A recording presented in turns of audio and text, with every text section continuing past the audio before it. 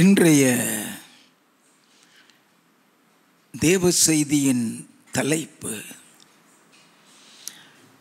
திருச்சபை மூலம் பரலோகத்தை சுதந்திரிக்கும் தேவ ஞானம் பாகம் 2. நாம் இந்த உலகில் வாழுவது கொஞ்ச காலம்தான். இந்த உலகை விட்டு பிரிந்த பின்பு எப்படி வாழ்ந்தோமோ அதை பொறுத்து பரலோகத்திலோ நரகத்திலோ நித்திய காலமாய் வாழ வேண்டும். உலகத்தின் முடிவிலே நடக்கக்கூடிய காரியத்தை தேவனாகிய கர்த்தர் தானியேலுக்கு வெளிப்படுத்தினார். தானியேலின் புஸ்தகம் 12வது அதிகாரம் 2வது வசனம். பூமியின் தூளிலே நித்திரை பண்ணுகிறவர்கள் ஆகிய அநேகரில் சிலர் நித்திய ஜீவனுக்கும் சிலர் நித்திய நிந்தைக்கும் இகழ்ச்சிக்கும் விழித்து எழுந்திருப்பார்கள். கடைசி நாட்களில் நடக்கிற சம்பவம். சிலர் நித்திய ஜீவனுக்கும் சிலர் நித்திய நிந்தை அல்லது நித்திய இகழ்ச்சிக்கும் விழித்து எழுந்திருப்பார்கள் என்றால், சிலர் பரலோகத்திற்கும் சிலர் நித்திய காலமாய் இருக்கிற நரகத்திற்கும் விழித்து எழுந்திருப்பார்கள். இதை குறித்து என் ஆண்டவரும் சொன்னார். யோவான் எழுதின சுவிசேஷம் 5வது அதிகாரம் 28வது 29வது வசனங்கள். இதை குறித்து நீங்கள் ஆச்சரியப்பட வேண்டாம். ஏனென்றால் பிரேத குழிகளில் உள்ள அனைவரும் அவருடைய சத்தத்தை கேட்கும் காலம் வரும். அப்பொழுது நன்மை செய்தவர்கள் ஜீவனை அடையும்படி எழுந்திருக்கிறவர்களாகவும் தீமை செய்தவர்கள் ஆக்கினையை அடையும்படி எழுந்திருக்கிறவர்களாகவும் புறப்படுவார்கள். ஆண்டவர் இயேசுவும் இதைத்தான் சொல்லுகிறார். பிரேத குழியில் இருக்கிற அனைவரும் அவருடைய சத்தத்தை கேட்கும் காலம் வரும்.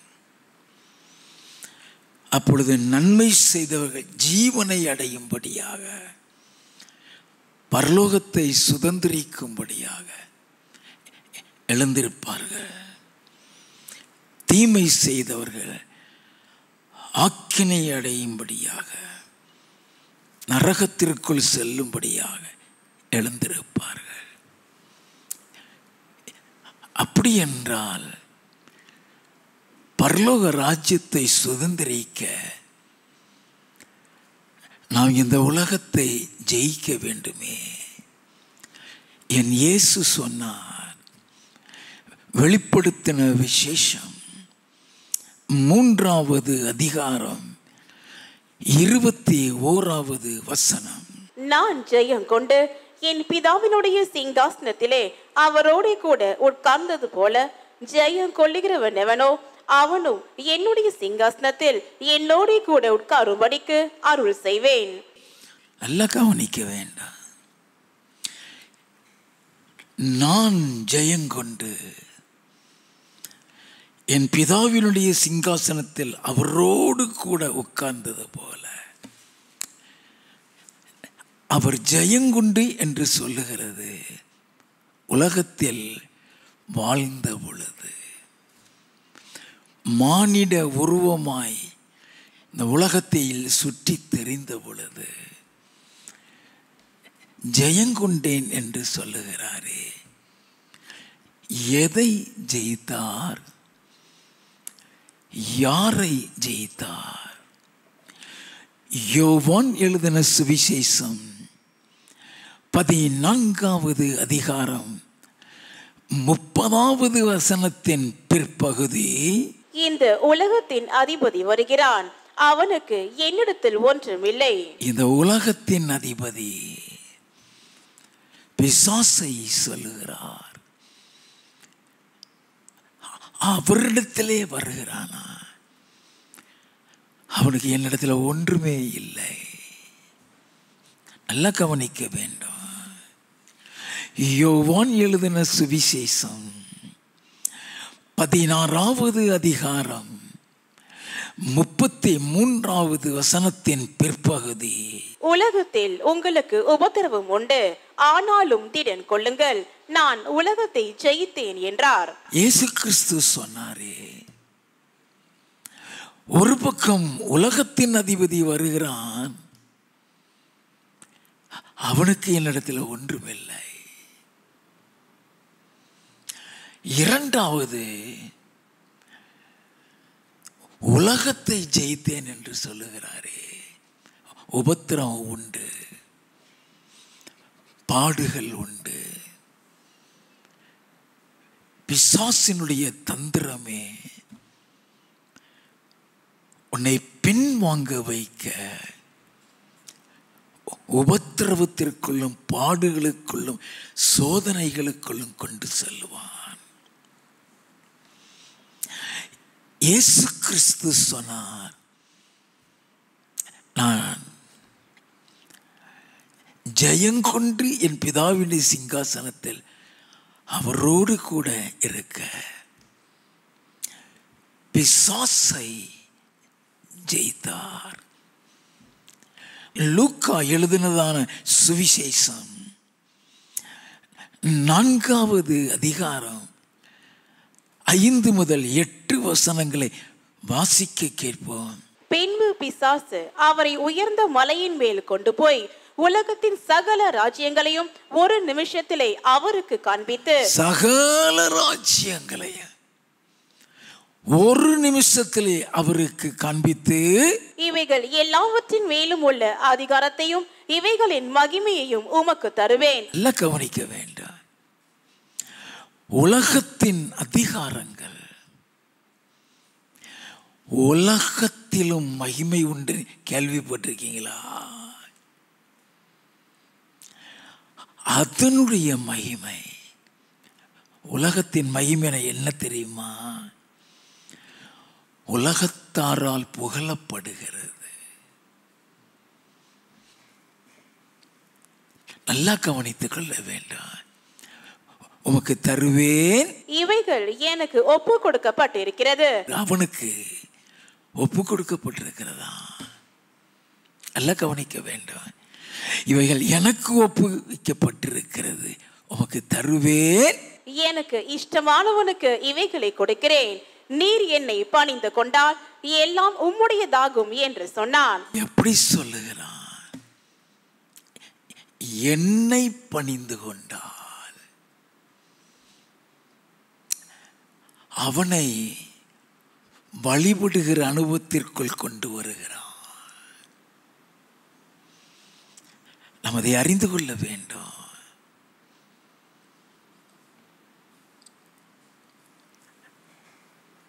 பணிந்து கொள்ளுகிறது என்று சொல்லுகிறது. அவனை ஆராதிக்கிறது, அவனை வழிபடுகிறது. யோவான் எழுதின சுவிசேஷம் 9வது அதிகாரம் 34, 35 வசனங்களை வாசிக்க கேட்போம். அவர்கள் அவனுக்கு பிரதியுத்தரமாக, முழுவதும் பாவத்தில் பிறந்த நீ எங்களுக்கு போதிக்கிறாயோ என்று சொல்லி அவனை புறம்பே தள்ளிவிட்டார்கள். அவனை அவர்கள் புறம்பே தள்ளிவிட்டதை இயேசு கேள்விப்பட்டு அவனை கண்டபோது, நீ தேவனுடைய குமாரனிடத்தில் விசுவாசமாய் இருக்கிறாயா என்றார். நல்ல கவனிங்க. நீ தேவனுடைய இயேசுவை அவனுக்கு தெரியாதையா? நீ தேவனுடைய குமாரனிடத்தில் விசுவாசமாய் இருக்கிறாயா என்று கேட்டார். அதற்கு அவன், ஆண்டவரே, அவரிடத்தில் நான் விசுவாசமாய் இருக்கும்படிக்கு அவர் யார் என்றான். இயேசு அவனை நோக்கி, நீ அவரை கண்டிருக்கிறாய், உன்னுடனே பேசுகிறவர் அவர்தான் என்றார். என் கண்களை திறந்தவர் அல்லவா?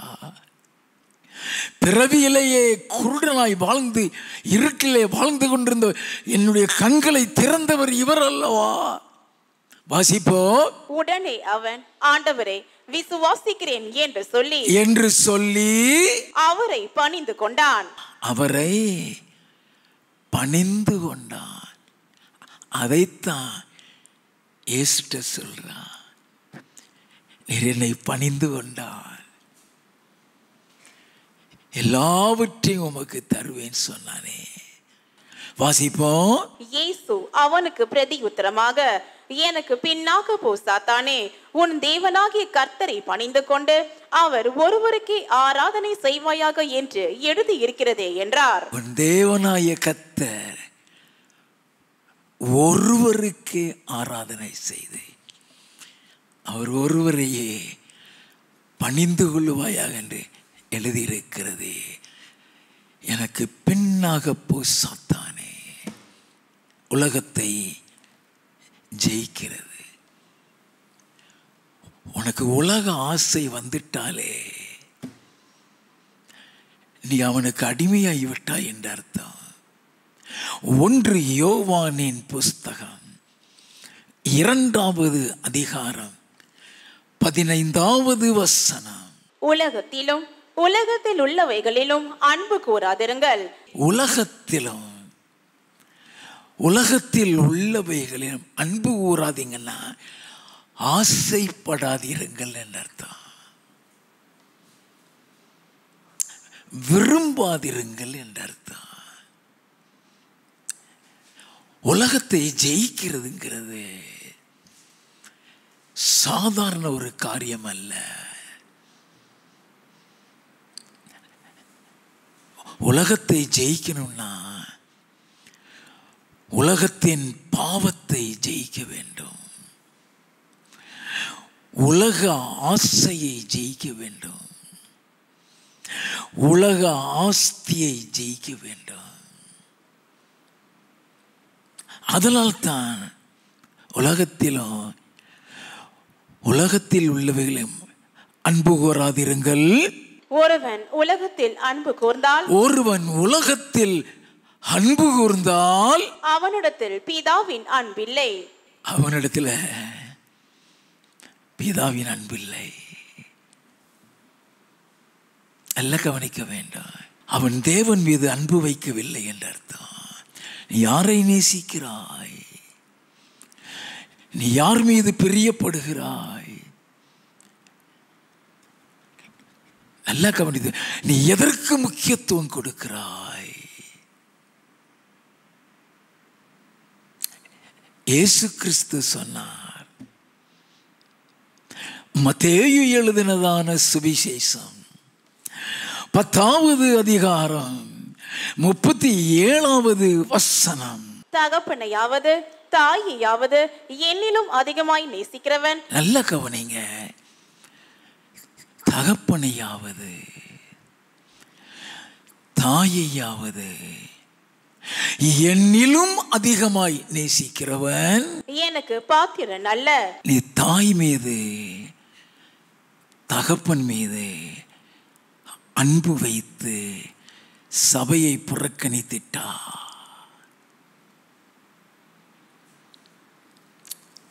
அவன் பாத்திரம் இல்லைங்கிறாரு. நமக்கு தெரியாதே. அந்த அன்புல தானே சபையை டிமிக்கி கொடுக்கிறோம். நல்லா கவனிங்க. என் இயேசு இன்னைக்கு நம்ம பார்க்க போகிறதே சபை மூலம் எப்படி இயேசு போதிக்கப்பட்டார். How Jesus acquired the knowledge and wisdom to inherit the kingdom of God through church. அதை நம்ம அறிந்து கொள்ள போகிறோம். எதிலே அன்பு வைக்கிறோம்? யார் மீது அன்பு வைக்கிறோம்? நல்லா கவனிக்க வேண்டும். Have to overcome the world. நம்மளை உலகத்தானாக மாத்திருவான். பிசாசினுடைய ஒரு பெரிய தந்திரமே நம்மை உலகத்தான் உலகத்தானாக மாற்றி விடுவான். நம்ம செய்ய நினைக்கிறத செய்ய விடாம ஆக்கிடுவான். உலக சிநேகிதான் தேவனுக்கு விரோதமான பகை. யாக்கோபின் புஸ்தகம் 4வது அதிகாரம் 4வது வசனம். விபச்சாரரே, விபச்சாரிகளே, உலக சிநேகம் தேவனுக்கு விரோதமான பகை என்று அறியீர்களா? ஆகையால் உலகத்துக்கு சிநேகிதனாய் இருக்க விரும்புகிறவன் தேவனுக்கு பகைஞனாகிறான். உலகத்துக்கு சிநேகிதனாய் இருக்க விரும்புகிறவன் தேவனுக்கு பகைஞனாய் இருக்கிறான். நீ உலகத்தில் உலகத்தானாய் வாழும் பொழுது ஒரு சிற்சையின் பாதையில கொண்டு போய் தான் உன்னை திருத்துவாரு. தாவீது உலகத்தானா தான் இருந்தான். அபிஷேகத்தை பெற்றவன் தான், தேவ ஞானத்தை பெற்றவன் தான். அவன் உலகத்தானா இருந்ததுனால தான் செய்தது பாவம் கூட அவனுக்கு தெரியல.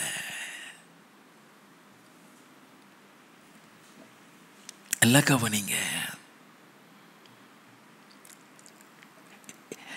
நீ பாவத்தில் இருந்து வெளியே வராத வரைக்கும் நீ ராத்திரியும் பகலும் ஜெபித்தாலும் நீ உலகத்தான் தான். நீ என்ன ஜெபம் பண்ணினாலும் என்ன வேதம் வாசித்தாலும் உன் வாழ்க்கை சரியில்லைன்னா பிசாசு அட்டாக் பண்ணுவான்.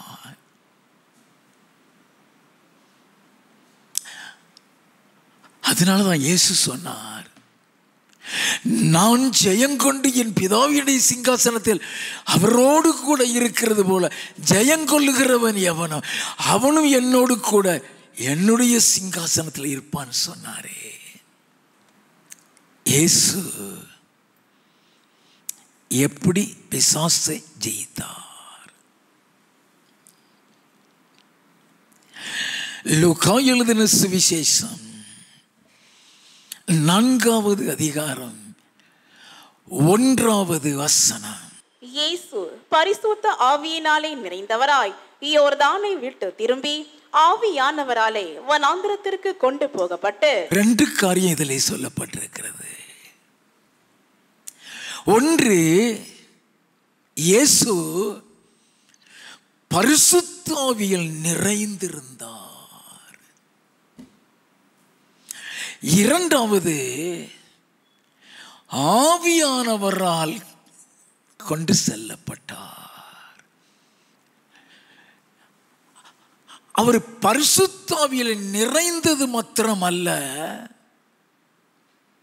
he was also led by the Holy Spirit. அந்த அனுபவம் நமக்கு இருக்க வேண்டும். to overcome Satan. நல்லா கவனிங்க. அன்னைக்கு முழுவதும் என் இயேசுவை வைத்து தான் உங்களோடு பேச போகிறேன். எனக்கு அதுதான் சொல்லி கொடுத்திருக்கிறாரு. 2வது, அவனை எப்படி ஜெயித்தாரு? 4வது அதிகாரம் 4வது வசனம். அவர் பிரதியுத்தரமாக, மனுஷன் அப்பத்தினாலே மாத்திரமல்ல தேவனுடைய ஒவ்வொரு வார்த்தையினாலும் பிழைப்பான் என்று எழுதி இருக்கிறதே என்றார். நல்ல கவனிய, வசனத்தை தான் போடுகிறார். 12வது வசனம். அதற்கு இயேசு, உன் தேவனாகிய கர்த்தரை பரீட்சை பாராதிருப்பாயாக என்று சொல்லி இருக்கிறதே என்றார். நல்ல கவனிங்க, வசனத்தை போடுகிறார். 8வது வசனம். இயேசு அவனுக்கு பிரதியுத்தரமாக, எனக்கு பின்னாக போ சாத்தானே, எனக்கு பின்னாக போ சாத்தானே, உன் தேவனாகிய கர்த்தரை பணிந்து கொண்டு அவர் ஒருவருக்கே ஆராதனை செய்வாயாக என்று எழுதி இருக்கிறதே என்றார். நல்ல கவனிங்க, வசனத்தை வைத்து பரிசுத்த ஆவியிலே நிறைந்து ஆவியானவரால் வழிநடத்தப்பட்டு தேவ வசனத்தின் மூலமாக சாத்தானை ஜெயிக்கிறார். அப்படின்னா அவருக்குள் என்ன இருந்தது? கொலோசையரின் புஸ்தகம் 2வது அதிகாரம் 3வது வசனம். அவருக்குள் ஞானம், அறிவு என்பவைகளாகிய பொக்கிஷங்கள் எல்லாம் அடங்கி இருக்கிறது. அவருக்குள் ஞானம், அறிவு என்பவைகளாகிய பொக்கிஷம். It is a treasure. It is a treasure. இந்த ஞானம், இந்த அறிவு அவருக்கு எப்படி வந்தது?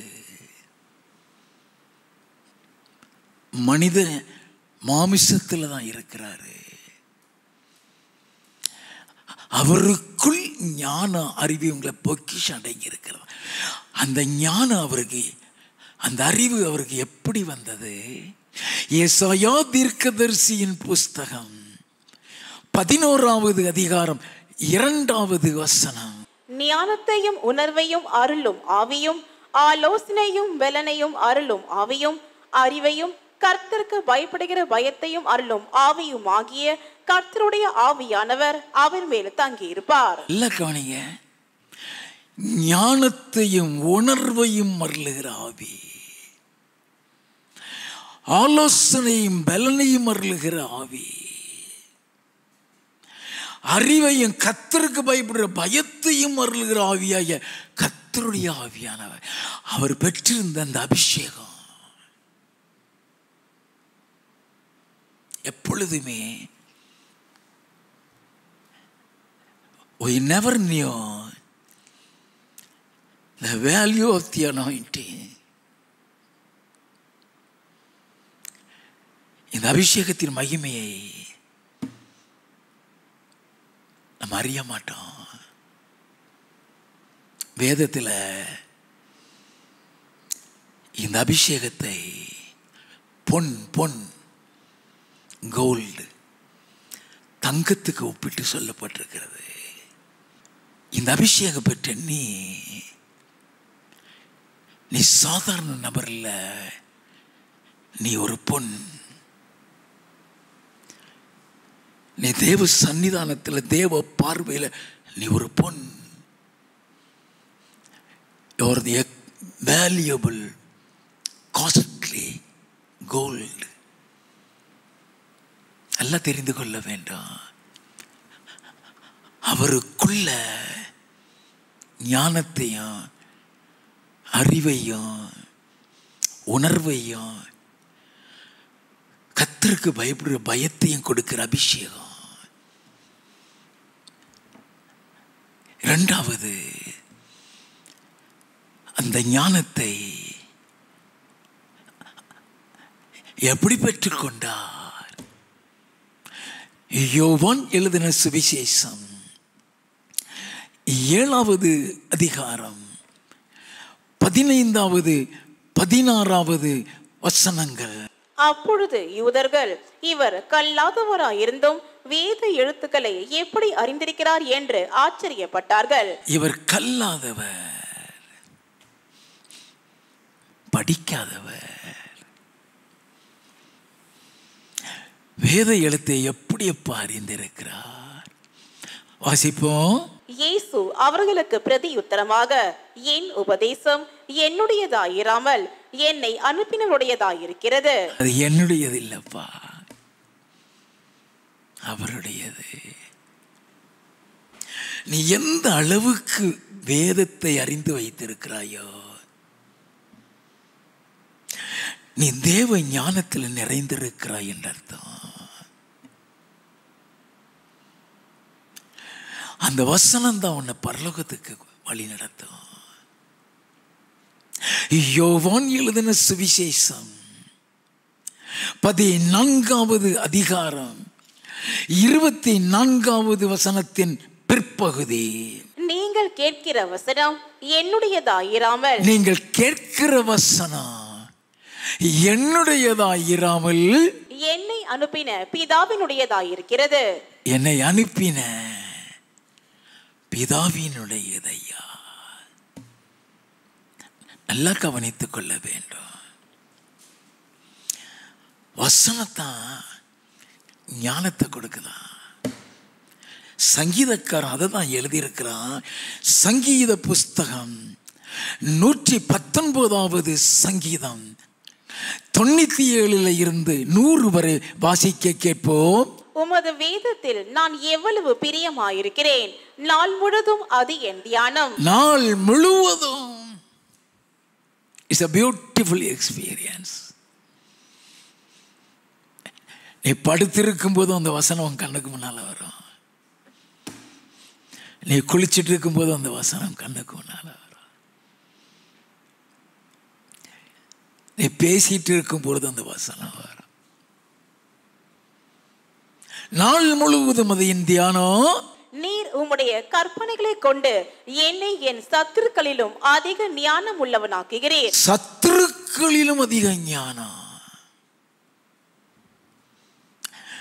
அந்த ஞானம் பிசாசனுடைய தந்திரத்தை அறிந்து வைக்கும். You can easily tackle the cunningness of Satan. நல்லா கவனித்துக் கொள்ள வேண்டும். வாசிப்போம். அவைகள் என்றைக்கும் என்னுடனே இருக்கிறது. உம்முடைய சாட்சிகள் என் தியானமாய் இருக்கிறபடியால் எனக்கு போதித்தவர்கள் எல்லாரிலும் அறிவுள்ளவனாயிருக்கிறேன். போதித்தவர்களில் எல்லாரிலும் அறிவுள்ளவன். வாசிப்போம். உம்முடைய கட்டளைகளை நான் கை கொண்டிருக்கிறபடியால் முதியோர்களை பார்க்கிலும் ஞானம் உள்ளவனாயிருக்கிறேன். யாரை பார்க்கலாம்? முதியோரை பார்க்கலாம். அந்த ஞானத்தை இயேசுவுக்கு தேவன் கொடுத்திருந்தார்.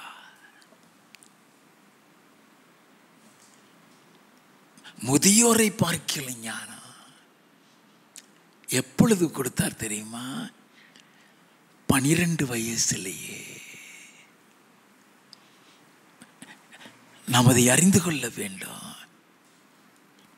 உம்முடைய கட்டளைகளை அல்லது உம்முடைய சாட்சிகளை நான் கை கொள்கிறபடினால முதியோரை பார்க்கலும் ஞானம் உள்ளவனாயிருக்கிறேன்.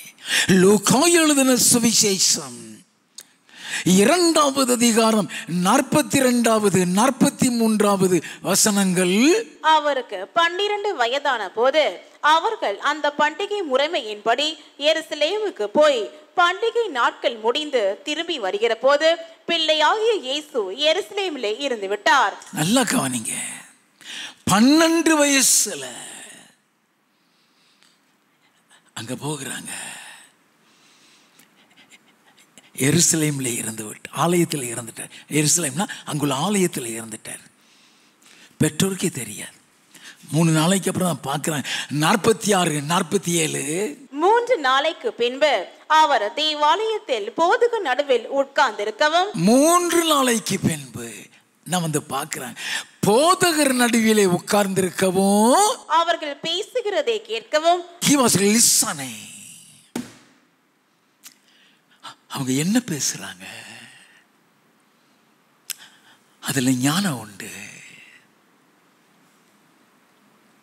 நல்லா கவனிங்க. நம்ம மேய்ப்பன் பேசுறான்னு நினைக்கிறோம், பாஸ்டர் பேசுறாருன்னு நினைக்கிறோம். அது ஆவியானவருங்கிறது நமக்கு தெரியாது. நல்லா கவனிங்க.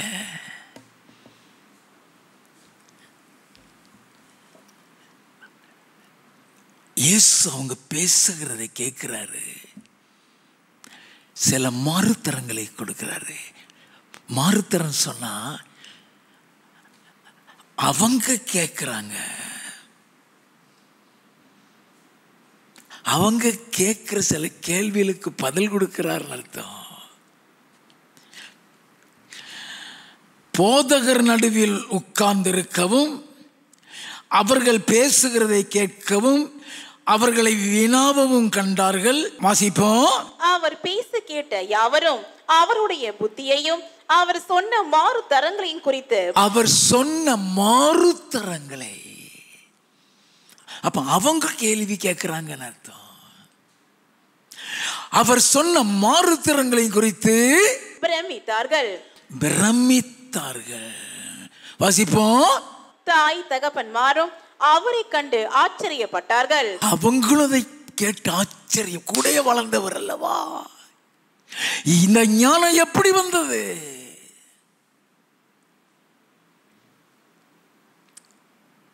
நல்ல கவனிங்க.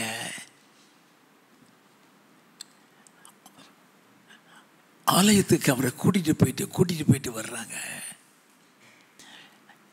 அன்னைக்கு தான் கூட்டிட்டு போனார்கள் இல்லை, அவங்க பொதுவாகவே அங்க செல்றது உண்டு. லூக்கா 2வது அதிகாரம் 41வது வசனம். அவருடைய தாய் தகப்பன்மார் வருஷந்தோறும் பஸ்கா பண்டிகையில் எருசலேமுக்கு போவார்கள். வருஷந்தோறும் போவாங்க, வருஷந்தோறும் அவரை கூட்டிட்டு போவாங்க. 12 வயசுல தான் அங்க தங்கிட்டாரு. சிறு பிராயத்தில் இருந்தே சர்ச்சில் போய் கவனிக்க வைக்கிறாங்க. நல்லா கவனிங்க.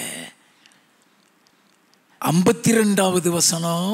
இயேசுவானவர் ஞானத்திலும் வளர்த்தியிலும் தேவ கிருபையிலும் மனுஷர் தயவிலும் அதிகமாய் விருத்தி அடைந்தார். இயேசுவானவர்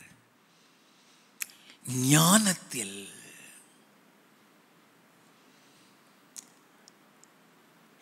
ஞானத்தில் விருத்தி அடைகிறாரு.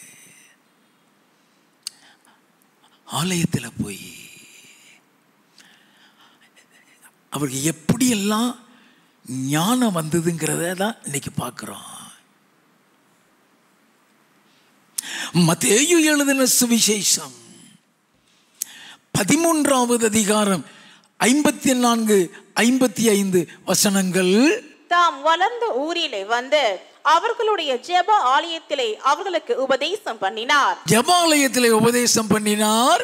அவர்கள் ஆச்சரியப்பட்டு இவனுக்கு இந்த ஞானமும் பலத்த செய்கைகளும் எப்படி வந்தது? இந்த ஞானமும் பலத்த செய்கைகளும் எப்படி வந்தது? வாசிப்போம். இவன் தச்சனுடைய குமாரன் அல்லவா? படிக்காதவனாச்சே இவன், படிக்காதவனாச்சே. இந்த ஞானம் எப்படி வந்தது? யோவான் எழுதின சுவிசேஷம் 7வது அதிகாரம் 14, 15. பாதி பண்டிகையான போது இயேசு தேவாலயத்துக்கு போய் உபதேசம் பண்ணினார். தேவாலயத்திற்கு போய் உபதேசம் பண்ணினார். அப்பொழுது யூதர்கள் இவர் கல்லாதவராயிருந்தும் வேத எழுத்துக்களை எப்படி அறிந்திருக்கிறார் என்று ஆச்சரியப்பட்டார்கள். கல்லாதவர், அவர் பிரசங்கம் வசனத்தை சார்ந்திருக்கிறது ஐயா. வேத வசனத்தை வைத்து பேசிக் கொண்டிருக்கிறாரு. இவர் கல்லாதவராச்சே, எப்படி இவ்வளவு வேத வசனம் அறிந்திருக்கிறாரு? பதில் சொல்லுகிறாரு. வாசிப்பு அடுத்த வசனம். இயேசு அவர்களுக்கு பிரதி உத்தரமாக, என் உபதேசம் என்னுடையதாயிராமல் என்னை அனுப்பினவருடையதாயிருக்கிறது. அவர்கிட்ட வாங்கிட்டு வர்ற, நானா வந்து பேசலையா, நானா வந்து பேசல,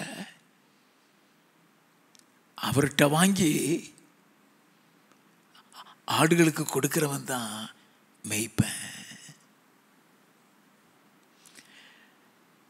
அவன் சுயமா பேச மாட்டான். யாரு மேய்ப்பன்? அவர்கிட்ட வாங்கி கொண்டு வருகிறவன். அவன் பிரசங்கம் எல்லாம் வசனத்தின் அடிப்படையில் தான் இருக்கும். அங்க சுயம் இருக்காது. எல்லாம் கவனிச்சுக்கிடுங்க.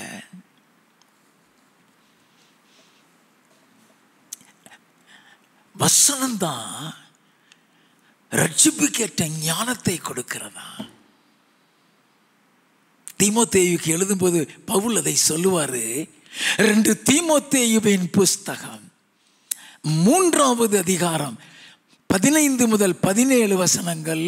கிறிஸ்து இயேசுவை பற்றும் விசுவாசத்தினாலே உன்னை இரட்சிப்புக்கேற்ற ஞானம் உள்ளவனாக்கத்தக்க பரிசுத்த வேத எழுத்துக்களை நீ சிறு வயது முதல் அறிந்தவன் என்றும் உனக்கு தெரியும். யாரு? தீமோத்தேயு சொல்றான். நீ சிறு வயசுல இருந்தே அந்த வசனத்தை அறிஞ்சிருக்கிறப்பா. அது ரட்சிப்பு கேட்ட ஞானத்தை கொடுக்கிறது. ஐயா, தீமோத்தேயுவை சிறு வயசுல இருந்து அந்த வசனத்தை அறிந்து வைத்திருந்தா என் இயேசு எவ்வளவு அறிந்து வைத்திருப்பா. வாசிப்போம். வேத வாக்கியங்கள் எல்லாம் தேவ ஆவியினால் அருளப்பட்டிருக்கிறது. தேவனுடைய மனுஷன் தேறினவனாகவும்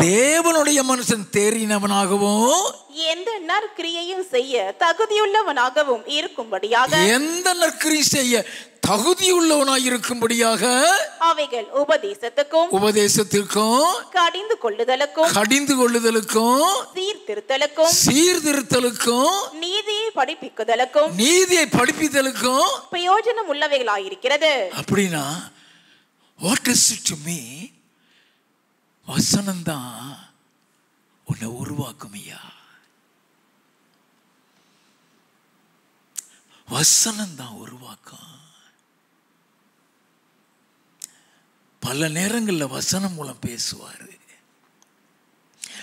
வசனம் மூலம் நமக்கு சொல்லி கொடுப்பாரு. வசனத்தின் மூலம் நம்முடைய தப்பிதத்தை உணர்த்துவார்.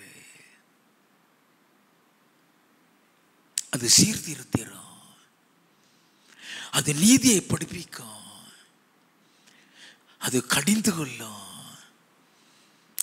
அது உருவாக்கும். Jesus was equipped through the word of God. நல்லா கவனித்துக் கொள்ள வேண்டும். எப்பொழுதுமே how can we please God? எப்படி தேவனை நீ சந்தோஷப்படுத்த முடியும் தெரியுமா? ஞானத்துல தான்.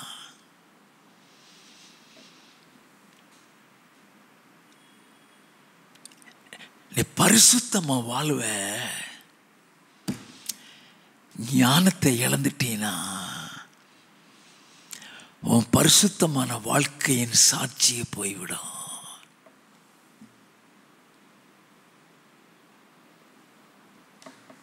நல்லா கவனிக்க வேண்டாம்.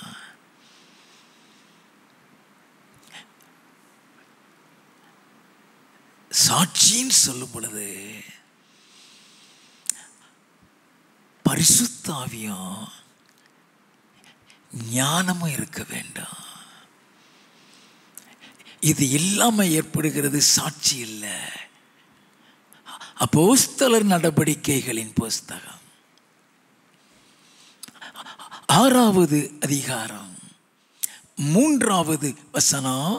ஆதலால் சகோதரரே, பரிசுத்த ஆவியும் ஞானமும் நிறைந்து நற்சாட்சி பெற்றிருக்கிற 7 பேரை உங்களில் தெரிந்து கொள்ளுங்கள். எப்ப நற்சாட்சி வரும் தெரியுமா?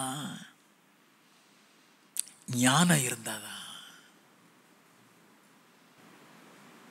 அதனாலதான் தேவன் சொன்னார், நீதிமொழிகளின் புஸ்தகம் 23வது அதிகாரம் 15வது 16வது வசனங்கள்.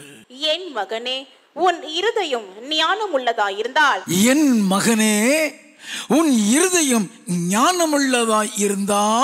என்னிலே என் இருதயம் மகிழும். ஆண்டவரே, நீ மகிழ்விக்கிறது உன் ஞானத்தில்தான்.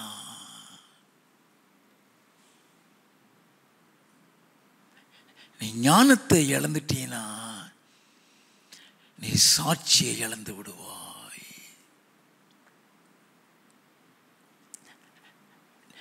நீ பரிசுத்தமா வாழுகிறது உண்மைதான். அந்த பரிசுத்தமா நீ வாழுகிறதுங்கிறத நிரூபிக்கிறது ஞானம்தான்.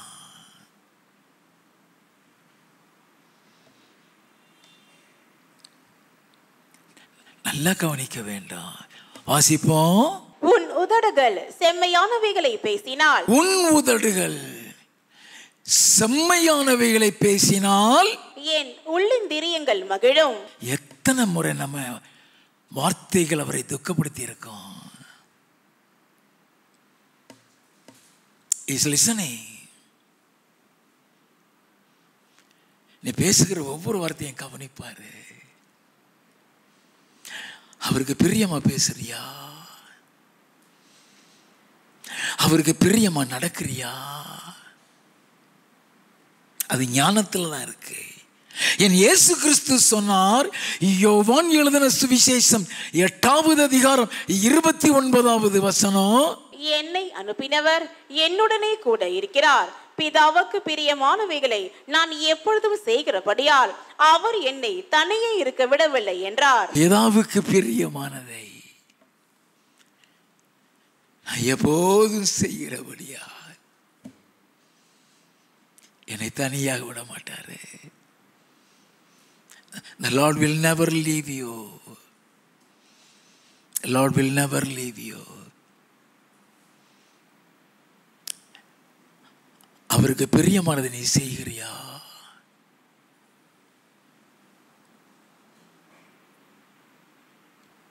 நல்லா கவனிக்க வேண்டும்.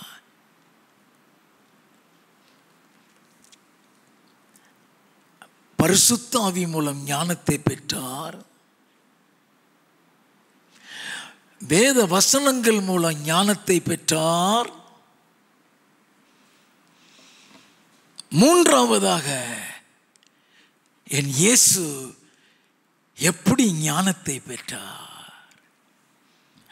நீதிமொழிகளின் புஸ்தகம் 8வது அதிகாரம் 17வது வசனம், என்னை சிநேகிக்கிறவர்களை நான் சிநேகிக்கிறேன். என்னை சிநேகிக்கிறவர்களை நான் சிநேகிக்கிறேன். வாசிப்போம்.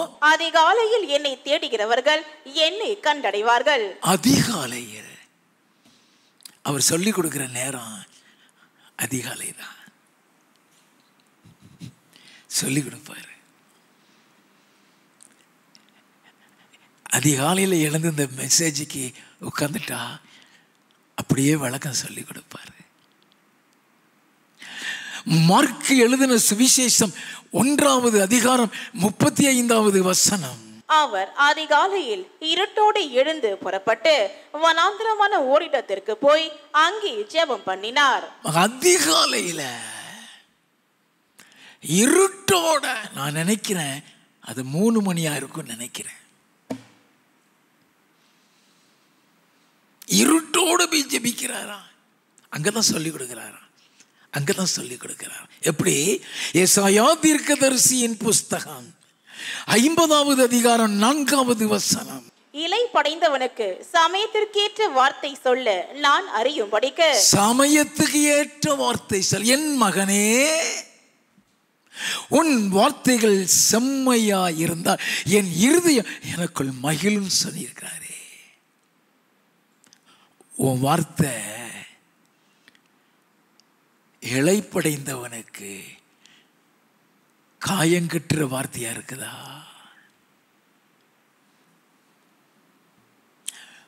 உன் வார்த்தை உயிர்மீட்சியை கொண்டு வருதா? அங்கதான் கற்றுக்கொள்கிறாரு. அங்கதான் கற்றுக்கொள்கிறார். வாசிப்போம். கர்த்தராகிய ஆண்டவர் எனக்கு கல்விமானின் நாவை தந்தருளினார். நல்ல கவனிங்க. இளைப்படைந்தவனுக்கு சமயத்துக்கு ஏற்ற வார்த்தை சொல்ல நான் அறியும்படிக்கு கர்த்தராகிய ஆண்டவர் எனக்கு கல்விமானின் ஞானத்தை. கல்விமானின் நாவுன்னு சொல்லும் பொழுது அந்த நாவு ஞானமாய் பேசும். கல்விமானின் நாவை தந்தருளினார். காலைதோறும் என்னை எழுப்புகிறார். காலைதோறும் என்னை எழுப்புகிறார். கற்றுக் கொள்ளுகிறவர்களை போல நான் கேட்கும்படி என் செவியை கவனிக்க செய்கிறார். அது ஞானம். எவ்வளவுக்கு எவ்வளவு தேவ சமூகத்தில் காத்திருக்கிற. We need to have quiet time. ஜபத்தில் நீயே பேசிக்கிட்டு இருக்காத. நீ பல மணி நேரம் நீயே பேசிட்டு இருந்தீன்னா உனக்கு பிரயோஜனம் இருக்காது. அமைதலாரு, அவர் பேசட்டும், அவர்கிட்ட கேளு. நான் எப்படி நடக்கணும் ஆண்டவரே, நான் எங்க தவறு செய்கிறேன் ஆண்டவரே, எனக்கு சொல்லித்தாங்க, எனக்கு சொல்லித்தாங்க. நல்லா கவனிங்க, சொல்லி கொடுப்பாரு. தீர்க்க தரிசனம் தேவையில்லை. நீ செய்கிற தப்ப சொல்லி கொடுக்க தீர்க்க தரிசனம் தேவையில்லை. அது நம்ம ரட்சிக்கப்பட்ட ஆரம்பத்தில் தான் தீர்க்க தரிசனம். இப்போ நீ ஆவிக்குரியவன், ஆவிக்குரியவள், எவ்வளோ சத்தியத்தை நீ அறிந்து விட்டாய். உன்னோடு பேசுவார். அவருடைய சமூகத்தில் காத்திரு.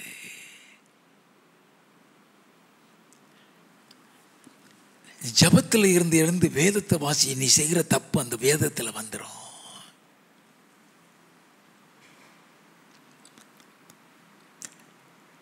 இயேசு கிறிஸ்துவுக்கு காலையில் சொல்லிக் கொடுக்கிறான் எப்படி பேச வேண்டும். கற்றுக்கொள்கிறவர்களைப் போல நான் கேட்கும்படி என் செவியை கவனிக்க செய்கிறார். அங்கதான் ஞானம்.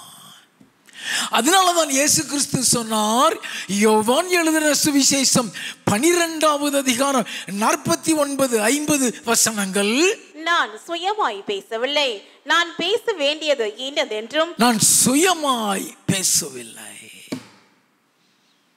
நான் பேச வேண்டியது இன்னதென்றும், உபதேசிக்க வேண்டியது இன்னதென்றும் என்னை அனுப்பின பிதாவே எனக்கு கட்டளையிட்டார். அவர் தான் சொல்லி கொடுக்கிறாரு.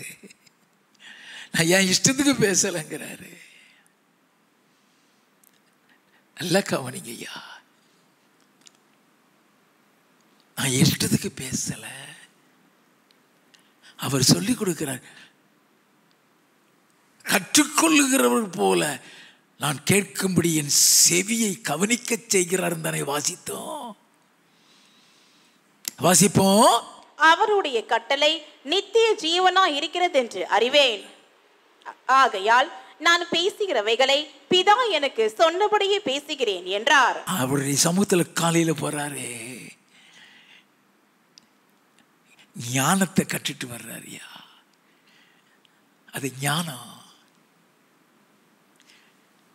அது ஞானம். உன் ஜெபம் எப்பொழுதுமே ஒரு விண்ணப்பமாவே இருந்துகிட்டு இருக்கக்கூடாது. உன் ஜெபம் தேவனோடு கூட உறவாடுகிற ஒரு அனுபவமாக இருக்க வேண்டும். நம்ம எதுல தவறணும்னு சொல்லி கொடுப்பாரு. நீ தேவனோடு கூட உறவாடாம உன் தேவையை மட்டும் கேட்டுக்கிட்டே இருந்தீங்கன்னா சொல்லி கொடுக்க மாட்டாரு.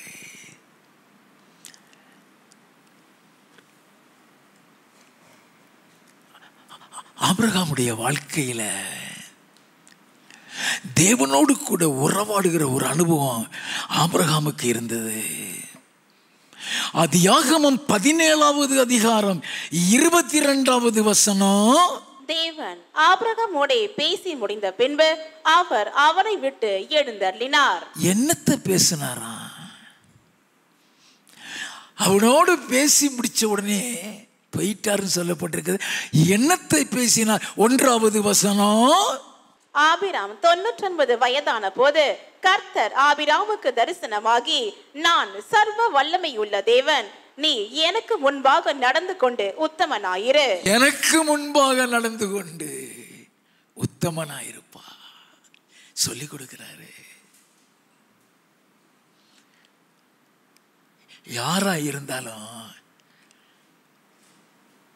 நம்ம எப்படி வாழணும் நமக்கு தெரியாது. எவ்வளவு பெரிய பரிசுத்தவானா இருந்தாலும் எப்படி வாழணும் தெரியாது. அவர் சொல்லி கொடுக்கலைன்னா நம்ம எதையுமே கற்றுக்கிட முடியாது. We need to be taught by the Lord.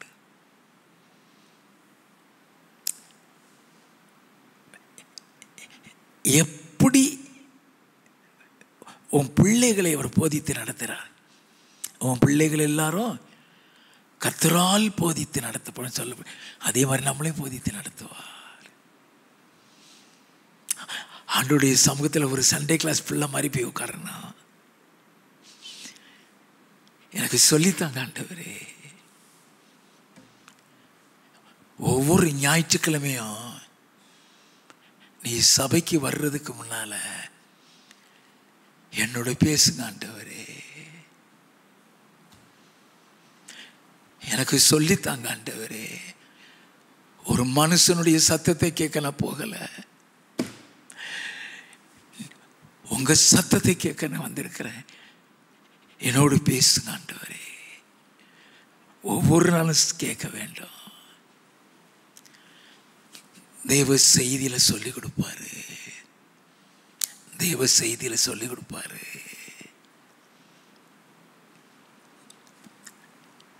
நல்லா கவனிக்க வேண்டும். அதனால தான் இயேசு சொன்னார், வெளிப்படுத்தின விசேஷம் 3வது அதிகாரம் 20வது 21வது வசனங்கள். இதோ வாசற் படியிலே நின்று தட்டுகிறேன். ஒருவன் என் சத்தத்தை கேட்டு கதவை திறந்தால் அவனிடத்தில் நான் பிரவேசித்து அவனோடு போஜனம் பண்ணுவேன், அவனும் என்னோட போஜனம் பண்ணுவான். நான் ஜெயம் கொண்டு என் பிதாவினுடைய சிங்காசனத்திலே அவரோடு கூட உட்கார்ந்தது போல ஜெயம் கொள்ளுகிறவன் எவனோ அவனும் என்னுடைய சிங்காசனத்தில் என்னோட கூட உட்காரும்படிக்கு அருள் செய்வேன். அல்லேலூயா. இதோ வாசல் படியில் நின்று கதவை தட்டுகிறேன். அவரும் நீயும் மிங்கிள் ஆகிவிட வேண்டாம்.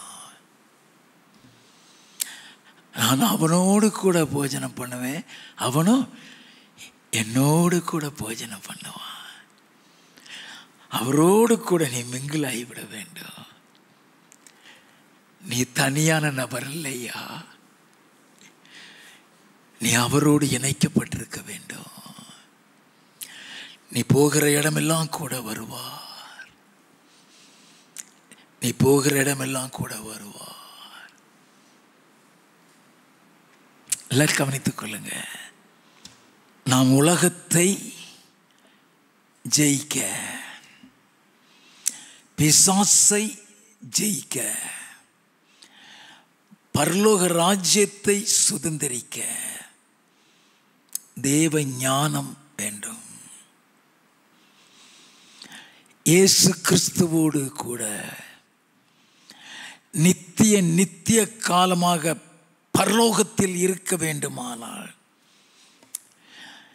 தேவன் எதிர்பார்க்கும் ஞானம் உண்டு. அந்த ஞானத்தை இயேசு கிறிஸ்து எப்படியெல்லாம் பெற்றார் என்பதைத்தான் இதுவரை சுருக்கமாய் பார்த்தோம். அதை சிறிது விளக்கமாய் பார்த்துவிட்டு புதிய ஏற்பாட்டு சபைக்குள் கடந்து செல்லலாம். லூக்கா எழுதின சுவிசேஷம் 2வது அதிகாரம் 40 முதல் 43 வரை. பிள்ளை வளர்ந்து ஆவியிலே பலன் கொண்டு ஞானத்தினால் நிறைந்தது. பிள்ளை வளர்ந்து ஆவியிலே பலன் கொண்டு ஞானத்தினால் நிறைந்தது, தேவனுடைய கிருபையும் அவர் மேல் இருந்தது. அவருடைய தாய் தகப்பன்மார் வருஷந்தோறும் பஸ்கா பண்டிகையில் எருசலேமுக்கு போவார்கள்.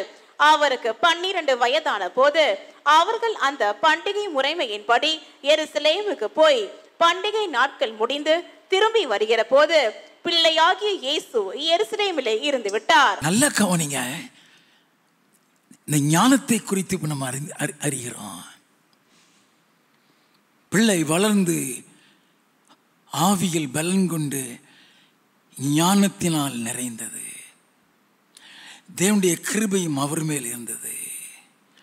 அவருக்கு 12 வயசு ஆகும்போது அந்த பண்டிகை முறைப்படி தேவாலயத்துக்கு போனார்கள். இப்போ 12 வயசுல உள்ள ஒரு ஞானத்தை தான் அதில் எழுதப்பட்டிருக்குது. 46, 47. 3 நாளைக்கு பின்பு அவர் தேவாலயத்தில் போதகர் நடுவில் உட்கார்ந்திருக்கவும் அவர்கள் பேசுகிறதை கேட்கவும் அவர்களை வினாவவும் கண்டார்கள். நல்லா கவனித்துக்கிடுங்க. இந்த ஞானம் அவருக்கு வந்தது 12 வயசுல. எப்பொழுது இவர் ஆலயத்திற்கு கொண்டு வரப்பட்டார்? லூக்கா எழுதின சுவிசேஷம் 2வது அதிகாரம் 21வது வசனம். பிள்ளைக்கு விருத்த சேதனம் பண்ண வேண்டிய 8ஆம் நாளிலே அது கற்பத்திலே உற்பவிக்கிறதற்கு முன்னே தேவதூதனால் சொல்லப்பட்டபடியே அதற்கு இயேசு என்று பெயரிட்டார்கள். 8வது நாள் வாசிப்போம். மோசேயின் நியாய பிரமாணத்தின்படியே அவர்களுடைய சுத்திகரிப்பின் நாட்கள் நிறைவேறின போது முதற் பேரான எந்த ஆண் பிள்ளையும் கர்த்தருக்கு பரிசுத்தமானது என்னப்படும் என்று கர்த்தருடைய நியாய பிரமாணத்தில் எழுதி இருக்கிறபடி அவரை கர்த்தருக்கென்று ஒப்பு கொடுக்கவும் கர்த்தருடைய நியாய பிரமாணத்தில் சொல்லி இருக்கிறபடி ஒரு ஜோடு காட்டு புறாவையாவது 2 புறா குஞ்சுகளையாவது பலியாக செலுத்தவும் அவரை எருசலேமுக்கு கொண்டு போனார்கள். 8வது நாள்ல அவருக்கு விருத்த சேதனம் பண்ணின பிற்பாடு சுத்திகரிப்பின் நாட்கள் நிறைவேறி அவரை தேவாலயத்துக்கு கொண்டு வர ஆரம்பிக்கிறாங்க. அப்பையில இருந்து தேவாலயத்துக்கு கொண்டு வர்றாங்க. நல்லா கவனிங்க. இதில் நாம் அறிந்து கொள்ள வேண்டிய சத்தியம் இருக்கிறது. அந்த நேரத்தில் தான் அன்னாள் இடத்துல அவரை கொண்டு போய் காமிக்கிறாங்க. குழந்தை இயேசு சிமியோன்ட்டு அவரை கொண்டு போய் காமிக்கிறாங்க. அவன் என்ன செய்யறான்? 28வது வசனம். அவன் அவரை தன் கைகளில் ஏந்தி கொண்டு தேவனை ஸ்தோத்தரித்து கையில ஏந்தி கொண்டு அவன் 8வது நாளில் இருந்து கொண்டு வந்துட்டு இருக்க சிறு குழந்தையிலிருந்து அவரை கொண்டு வந்துட்டு இருக்கிறாங்க. ஐயா, இப்ப 12 வயசு வரைக்கும் அந்த ஆலயத்துக்கு தான் கொண்டு வந்துட்டு இருக்காங்க. ஆலயத்துல தான் கேட்டுக்கிட்டு இருக்கிறாரு. When you meditate the word of God deeply, you will understand the truth hidden in the word. நல்லா கவனிக்க வேண்டும். அந்த 12 வயசுக்குள்ள உள்ள ஞானத்தை தான் பிள்ளை வளர்ந்து ஆவியில பலன் கொண்டு ஞானத்தினால் நிறைந்தது. தேவனுடைய கிருபையும் அவர் மேல் இருந்தது. இந்த 12 வயசுக்குள்ள உள்ளது. இந்த 12 வயசுல இருந்து அங்கே உட்கார்ந்து கேட்க ஆரம்பிக்கிறாரு. இந்த 12 வயசுல இருந்து அங்கேயே உட்கார்ந்து கேட்க ஆரம்பிக்கிறாரு. ஆஃப்டர் 12 அதற்கு அப்புறம் அவருடைய ஞானம் எப்படி இருக்குதா? 52வது வசனம். இயேசுவானவர் ஞானத்திலும் வளர்த்தியிலும் தேவ கிருபையிலும் மனுஷர் தயவிலும் அதிகமாய் விருத்தி அடைந்தார். ஞானத்துல வளர்ந்துட்டு வர்றாரு, விருத்தி அடைஞ்சிட்டு வர்றாரு. அதே நேரத்தில் 12 வயசுக்கு இருந்த சரீரம் அந்த மாதிரி இல்லை, அந்த சரீரமும் வளர்ச்சி அடைகிறது. அவருடைய சரீரமும் வளர்ச்சி அடைகிறது, அவருடைய ஞானமும் விருத்தி அடைகிறது. எல்லாம் கவனிச்சுக்கோங்க. 12 வயசுல இருந்து ஆலயத்துக்கு போயிட்டு வந்துகிட்டு இருக்கிறாரு. ஆலயத்தில் போதகர் சொல்கிறத கேட்டு கேட்டு தான் வளர்ச்சி அடைகிறது.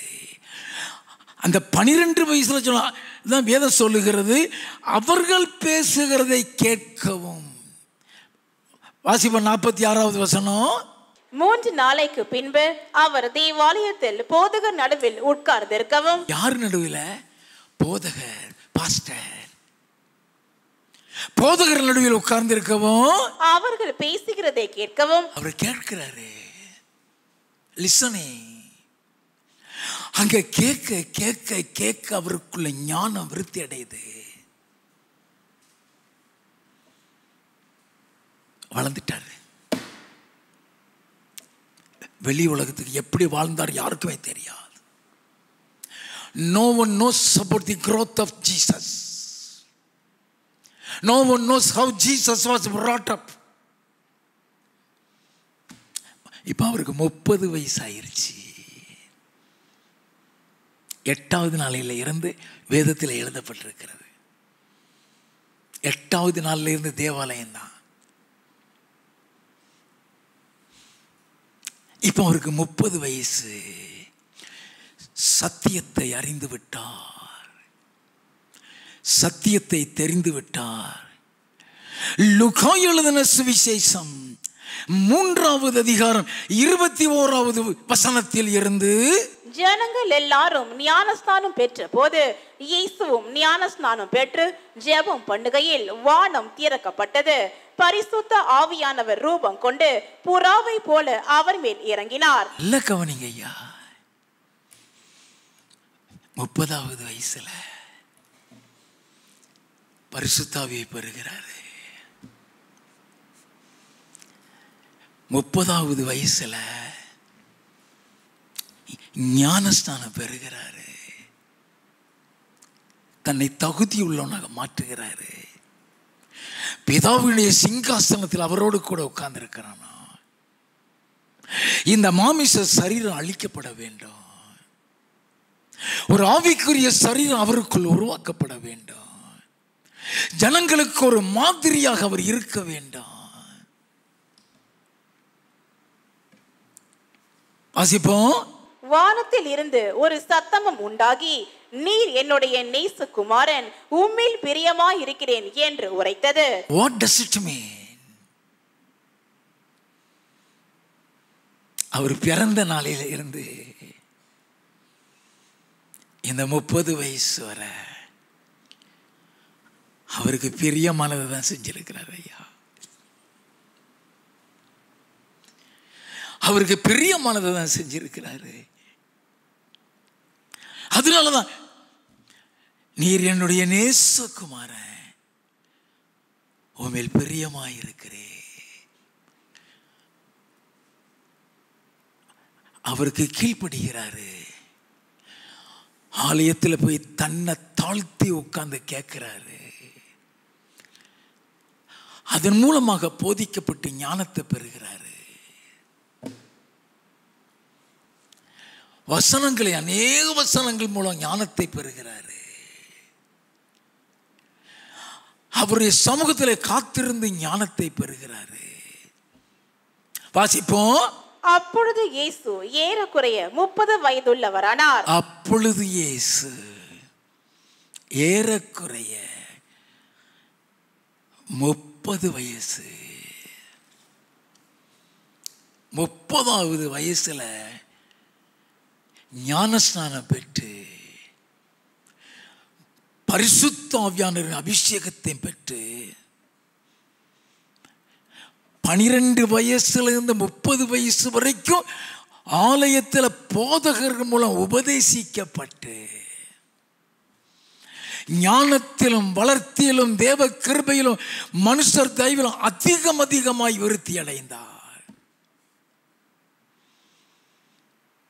ஞானத்திலும் விருத்தி அடைந்தார்னா போதகரிடத்தில் கேட்டு சபை உருவாக்குகிறது.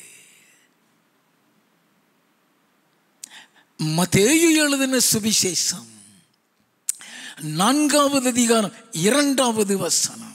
அவர் இரவும் பகலும் 40 நாள் உபவாசமாய் இருந்த பின்பு அவருக்கு பசி உண்டாயிற்று. 40 நாள் உபவாசம் இருக்கிறாரு. 40 days. 40 நாள் உபவாசத்திலும் ஜபத்திலும் காத்திருக்கிறாரு. எதற்காக? நல்லா கவனிங்க. இயேசு ஒரு முறை சீசர்களிடத்தில் சொன்னார், ஒரு பிசாசை விரட்ட சீசர்களால் முடியலை. ஆண்டவரே, இந்த பிசாசை ஏன் எங்களால் விரட்ட முடியலைன்னு கேட்ட பொழுது அவர் சொன்னார், மத்தேயு எழுதின சுவிசேஷம் 17வது அதிகாரம் 21வது வசனம், எந்த ஜாதி பிசாசு ஜெபத்தினாலும் உபவாசத்தினாலுமே அன்றி மற்றெவ்விதத்தினாலும் புறப்பட்டு போகாது என்றார். கவனிங்க, இந்த வகை பிசாசு ஜபத்தினாலும் உபவாசத்தினாலும் அன்றி புறப்பட்டு போகாது. அதனாலதான் இவர் இப்ப 40 நாள் உபவாசம் இருக்கிறாரு. லூக்கா எழுதின சுவிசேஷம் 4வது அதிகாரம் 1வது வசனத்தில் இருந்து, இயேசு பரிசுத்த ஆவியினாலே நிறைந்தவராய் யோர்தானை விட்டு திரும்பி ஆவியானவராலே வனாந்தரத்திற்கு கொண்டு போகப்பட்டு 40 நாள் பிசாசினால் சோதிக்கப்பட்டார். அந்த நாட்களில் அவர் ஒன்றும் புசியாதிருந்தார். 40 நாள் புசிக்கல. 40 நாள் உபவாசத்துல காத்திருந்துட்டு எப்படி வெளியே வந்தார் தெரியுமா? லூக்கா 4வது அதிகாரம் 14வது 15வது வசனங்கள், பின்பு இயேசு ஆவியானவருடைய பலத்தினாலே கலிலேயாவுக்கு திரும்பி போனார். அவருடைய கீர்த்தி சுற்றிலும் இருக்கிற தேசம் எங்கும் பரம்பிற்று. 40 நாள்ல இருந்துட்டு அவர் வெறுமையா வரல. He came out with power. அவர் வல்லமையோட வர்றாரு. எதுக்கு வருகிறாரு? பிசாசை ஜெயிக்க. வல்லமையோடு கூட வந்தாராம். அடுத்த வசனம், அவர்களுடைய ஜெப ஆலயங்களில் அவர் உபதேசித்து எல்லாராலும் புகழப்பட்டார். இந்த வல்லமை, இந்த அபிஷேகம், இந்த ஞானத்தை பெற்றுவிட்டு தான் பிரசங்கம் பண்ணுகிறாரு. அப்படி ஜபாலயத்துல பிரசங்கம் பண்ணிட்டு வெளியே வரும்போது பிசாசு பிடிச்ச ஒருவனை கொண்டு வர்றாங்க. 33வது வசனம், ஜெப ஆலயத்திலே அசுத்த ஆவி பிடித்திருந்த ஒரு மனுஷன் இருந்தான். ஜபாலயத்தில் அசுத்த ஆவி. 35வது வசனம், அதற்கு இயேசு, நீ பேசாமல் இவனை விட்டு புறப்பட்டு போ என்று அதை அதட்டினார். அப்பொழுது பிசாசு அவனை ஜனங்களின் நடுவே விட தள்ளி அவனுக்கு ஒரு சேதமும் செய்யாமல் அவனை விட்டு போய்விட்டது. அடுத்த வசனம், எல்லாரும் ஆச்சரியப்பட்டு இது என்ன வார்த்தையோ அதிகாரத்தோடும் வல்லமையோடும் அசுத்த ஆவிகளுக்கும் கட்டளையிடுகிறார், அவைகள் புறப்பட்டு போகிறது என்று ஒருவரோடொருவர் பேசிக் கொண்டார்கள். அதுக்குதான் 40 நாள் உபவாசம். அதுக்குதான் இதனுடைய எல்லா அதிகாரத்தையும் உமக்கு தருவேன், மகிமையை உமக்கு என் கையில ஒப்பு கொடுக்கப்பட்டிருக்குது, எனக்கு பின்னால போய் சாத்தானேனாரே. நல்லா கவனிங்க, 30 வயசுக்கு அப்புறம் தான் அவர் ஊழியத்துக்குள்ள வர ஆரம்பிக்கிறாரு. 16வது வசனம், தாம் வளர்ந்த ஊராகிய நாசரேத்துக்கு அவர் வந்து தம்முடைய வழக்கத்தின்படியே ஓய்வு நாளில் ஜெப ஆலயத்திலே பிரவேசித்து வாசிக்க எழுந்து நின்றார். அங்கதான் எழுந்து வாசிக்கிறாரு. 22வது வசனம், எல்லாரும் அவருக்கு நற்சாட்சி கொடுத்து அவருடைய வாயிலிருந்து புறப்பட்ட கிருபையுள்ள வார்த்தைகளை குறித்து ஆச்சரியப்பட்டு இவன் யோசேப்பின் குமாரன் அல்லவா என்றார்கள். அதிசயப்படுறாங்க. அவருடைய வாயிலிருந்து கிருபையுள்ள வார்த்தை. நல்லா கவனிக்க வேண்டும். 31வது வசனம், பின்பு அவர் கலிலேயாவில் உள்ள கப்பர்நகும் பட்டணத்துக்கு வந்து ஓய்வு நாட்களில் ஜனங்களுக்கு போதகம் பண்ணினார். ஓய்வு நாளில் ஜனங்களுக்கு போதகம் பண்ணினார். அவருடைய வசனம் அதிகாரம் உள்ளதா இருந்தபடியால் அவருடைய போதகத்தை குறித்து அவர்கள் ஆச்சரியப்பட்டார்கள். ஆலயத்துல பிரசங்கம். ஏன்னா ஆலயம்தான் உன்னை வருகைக்கு ஆயத்தப்படுத்துகிறது. ஆலயம்தான் பரலோகத்தை சுதந்திரிக்கிற ஞானத்தை சொல்லிக் கொடுக்கிறது. லூக்கா 4வது அதிகாரம் 40வது வசனத்தில் இருந்து, சூரியன் அஸ்தமித்த போது ஜனங்கள் எல்லாரும் தங்களுக்குள்ளே பல பல வியாதிகளால் வருத்தப்பட்டவர்களை அவரிடத்தில் கொண்டு வந்தார்கள். அவர்கள் ஒவ்வொருவர் மேலும் அவர் தம்முடைய கைகளை வைத்து அவர்களை சொஸ்தமாக்கினார். சொஸ்தப்படுத்துகிறாரு. வாசிப்போம். பிசாசுகளும் நீர் தேவனுடைய குமாரனாகிய கிறிஸ்து என்று சத்தமிட்டு அநேகரை விட்டு புறப்பட்டது. அவரே கிறிஸ்து என்று பிசாசுகள் அறிந்திருந்தபடியால் அவர் அவைகளை பேச ஒட்டாமல் அதட்டினார். பிசாசுகளையும் துரத்துகிறார். வாசிப்போம். உதயமான போது அவர் புறப்பட்டு வனாந்தரமான ஓரிடத்திற்கு போனார். திரளான ஜனங்கள் அவரை தேடி அவரிடத்தில் வந்து தங்களை விட்டு போகாதபடிக்கு அவரை நிறுத்தி கொண்டார்கள். போக வேண்டாம் ஐயா, எங்க கூட இருங்க ஐயா. என்ன பதில் சொன்னார் தெரியுமா? வாசிப்போம். அவரோ அவர்களை நோக்கி, நான் மற்ற ஊர்களிலும் தேவனுடைய ராஜ்யத்தை குறித்து பிரசங்கிக்க வேண்டும், இதற்காகவே அனுப்பப்பட்டேன் என்றார். இதற்காகவே அனுப்பப்பட்டேன். நீங்க வேதத்தை வாசித்தீங்கன்னா அதிகமா தேவாலயத்தில் தான் பிரசங்கம் பண்ணியிருப்பாரு. ஜப ஆலயத்துக்கு ஆண்டவர் முக்கியத்துவம் கொடுத்து ஜப ஆலயத்தில் உபதேசித்துக் கொண்டிருந்தார். அவர் மரித்து உயிர்த்தெழுந்து பரத்திற்கு போகிறதற்கு முன்னால அவர் என்ன சொல்லி சென்றார்? மத்தேயு எழுதின சுவிசேஷம் 28வது அதிகாரம் 18 இருந்து 20. அப்பொழுது இயேசு சமீபத்தில் வந்து அவர்களை நோக்கி, வானத்திலும் பூமியிலும் சகல அதிகாரமும் எனக்கு கொடுக்கப்பட்டிருக்கிறது. ஆகையால் நீங்கள் புறப்பட்டு போய் சகல ஜாதிகளையும் சீஷராக்கி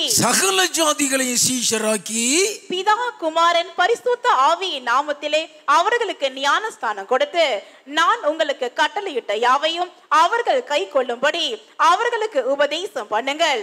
இதோ உலகத்தின் முடிவு பரியந்தம் சகல நாட்களிலும் நான் உங்களுடனே கூட இருக்கிறேன் என்றார். அல்லேலூயா.